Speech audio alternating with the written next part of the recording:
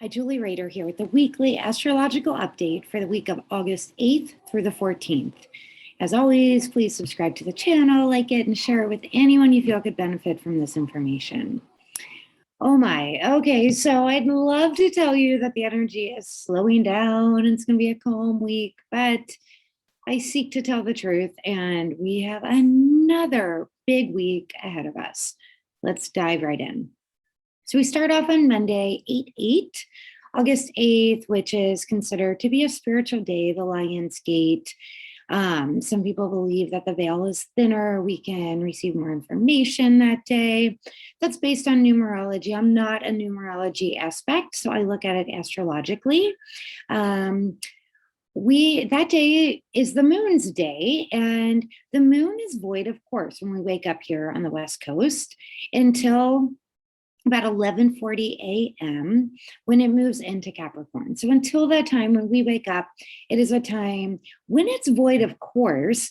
That would be a great time if you're tapping into this Lion's Gate energy. And you may want to do some research on your own about it, but it is a great day to we're right in the middle of Leo season. Leo is extremely creative. Leo is about being open-hearted. Leo is about being playful. So tap into all of these elements and ask yourself, are you playing enough? Or are you simply working too hard? So tap into the energy, ideally while the moon is void, of course, and ask for some guidance, maybe some guidance on your next steps. So then at 11:40, the moon will move into Capricorn. And on this day, actually, the moon has 0 aspects, which is not very common. So we start off with moon void, of course, on the moon's day, and then the moon has no aspects for those of us here at Pacific time until early morning hours on Tuesday, and we'll talk about that in a moment. However, there are some other big aspects. Let's dive into those. So the sun in Leo is making a beautiful, harmonious trine to Chiron and Aries. This is really about forgiveness. This is about forgiveness of yourself. It is involving the sun. So maybe forgiveness of a parent, a father figure, a boss, an authority figure on some level. Maybe there's some healing that occurs there, and that would be really beautiful, especially on the Lion's Gate day. We also have Venus, the planet of love and money and beauty in Cancer, opposing Pluto, death, rebirth, transformation, which is retrograde in Capricorn. Remember, now the moon is in Capricorn too. So there could be some kind of transformation, some ups, some downs when it comes to money, when it comes to love and romance. Especially we have that trine, the sun trine Chiron. Maybe there is a spotlight that is being shown on a relationship aspect, something dealing with your heart. And Venus opposing Pluto really brings it to the surface too. Maybe there's a rebirth in it. Maybe there is a letting go of some sort as well. Then on Tuesday, on the 8th, this is Mars's day, and we have the moon's first aspect, which is a beautiful, harmonious trine to Mercury in Virgo. I'm not going to spend a lot of time talking about these moon aspects. However, I do want to highlight that Tuesday, all of the moons, the moon is the only one making big aspects in the sky when we're looking at the major planets, not including the asteroids. And they're all trines and squares. Now, trines are harmonious, easy flowing energy. And then we have squares, which are opportunities. They require us to get up and to take some action. So the trine, first trine is to Mercury. Then we have 2 squares. We have a square to Jupiter, which is going to amplify or accelerate what's already there.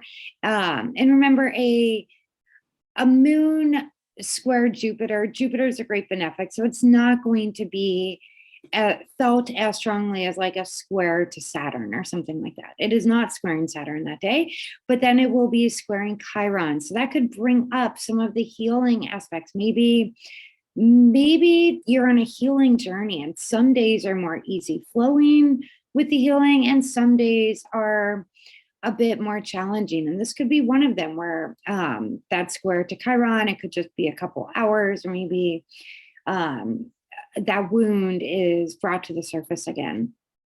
But the biggest things we want to look at, both on Tuesday, if we're looking Pacific time, later in the day Tuesday, and wee early hours of Wednesday, the moon is bringing up that aspect that we had on the 31st and on the 1st, which is that triple conjunction that I talked about. And so many astrologers have been talking about it, that Mars-Uranus North Node conjunction, which is really kind of expect the unexpected. And remember, I said, you're not going to feel it just on that day. It's going to be an ongoing energy for the rest of the month and even the rest of the year. Tuesday and Wednesday are days that could really amplify that again. Actually, Thursday as well. I'll speak about that in a moment, because the moon then will be coming in. It's making a harmonious aspect to it, but it's bringing in, there could be some sudden changes in your situation or news that you hear, maybe collectively, maybe in your own personal life. So something could happen on Tuesday and we wake up on Wednesday morning here on Pacific Coast time, and we find something happened in the news that was a big change in circumstance. So the moon then, moving on to Wednesday, then the moon, its last aspect will be in opposition to Venus. But right before it does that, it becomes conjunct with Pluto. So Wednesday, really interesting, because this conjunction to Pluto, even though it's a moon's energy, it's fast moving, Pluto is powerful.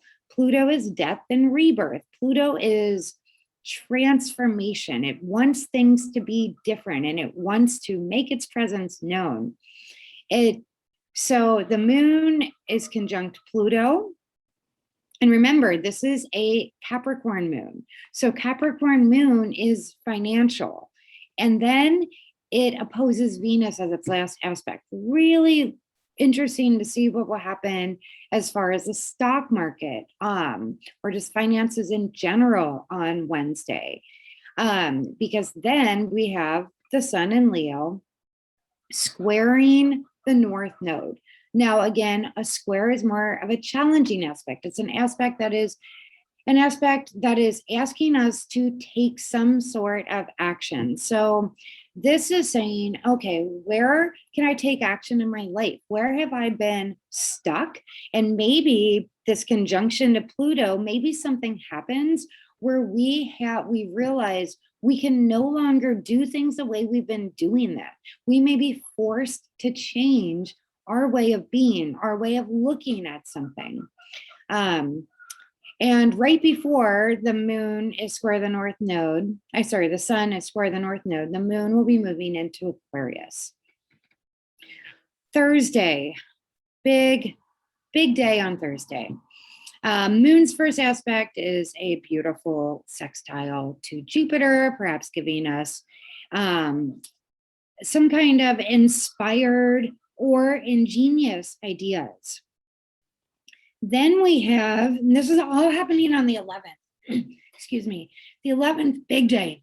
We have the sun in Leo making a square to Uranus. So again, when it's square to Uranus, it's also going to be square the North Node. And between Thursday and Friday, the sun is going to be activating that energy of the North Node Uranus-Mars conjunction. Even though Mars is separating away from it, it is part of this full moon energy. So I did a video on the full moon. I encourage you to watch it. It is the Aquarius full moon. It's happening on the 8th, on this Thursday. at 6:35 p.m. for those of us Pacific time. Adjust for your time zone. In that video, I go through and tell you how it will be affecting you in your life and your sign.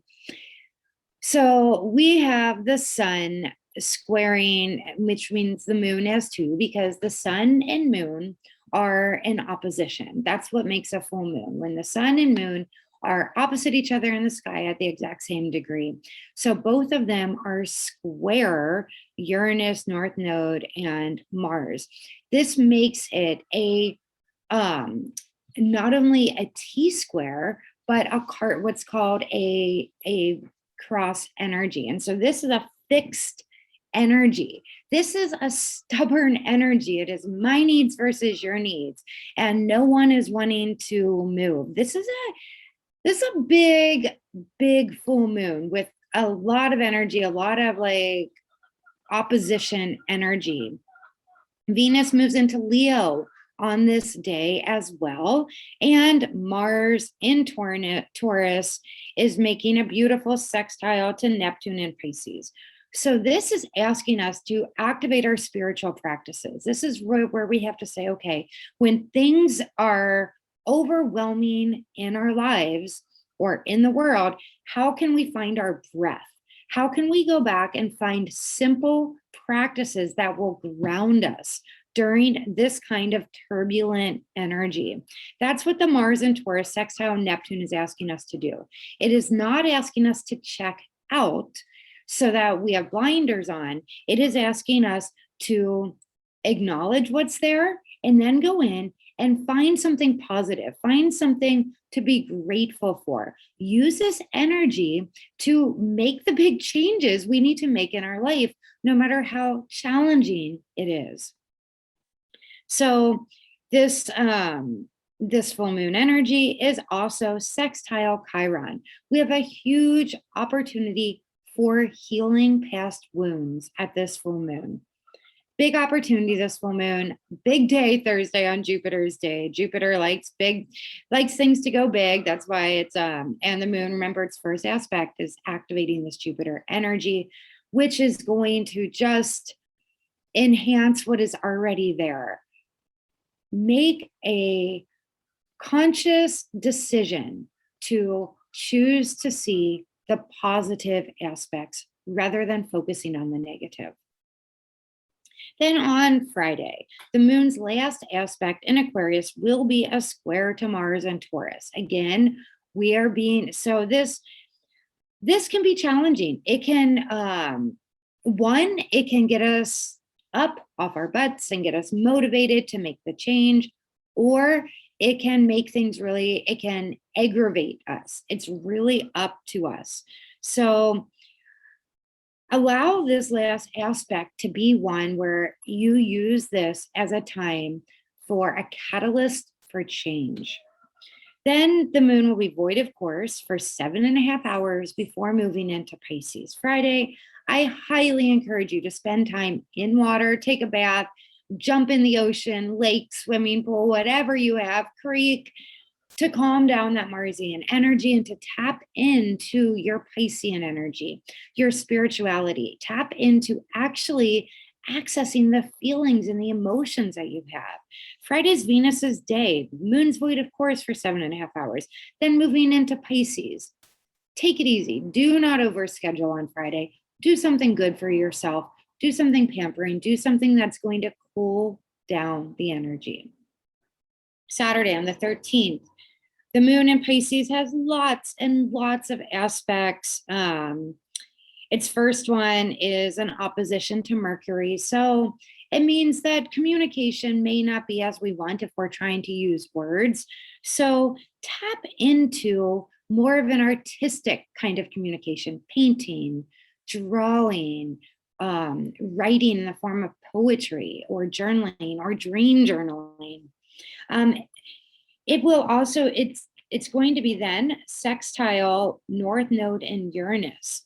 So that is again asking us to tap into this energy. Uranus wants us to get into, to shoot for the moon, to really get yourself into a meditative state. Do yoga, do things that get you to feel and be more sensory rather than trying to be so cerebral. And then on Sunday, finally, on the 14th, we have the sun opposing Saturn, sun in Leo opposing Saturn retrograde in Aquarius. It's a big energy. Again, a clashing of the wills. It's a very fixed energy. Again, tap back into your yoga practice, do something grounding for yourself, because then the moon's going to move into Aries and Mars and Taurus will then make a trine to Pluto. Use this energy to transform. Use this energy to, well, one, when the moon goes into Aries in the afternoon, do something to activate this energy.